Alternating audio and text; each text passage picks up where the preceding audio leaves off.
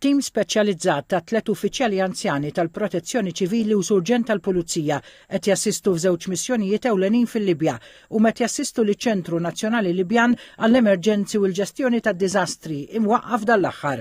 Fl-ewwel missjoni t-tim wetta investigazzjoni dettaljata dwar tiġrif sostanzjali li der fiż-żona ta' Isbea madwar 50 km bot minn Tripli.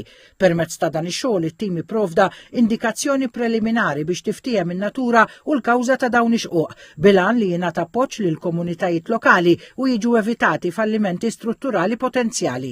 Fit-tieni missjoni t-tim qed jassisti wkoll fil-ġbir ta' kampjuni ta' ilma minn Adira f'Żuwara viċin il-fruntiera Tuneżina. Din l-analiżi kienet essenzjali biex tkun evalwata l-kwalità u d-disponibilità tal-ilma għall popolazzjoni lokali.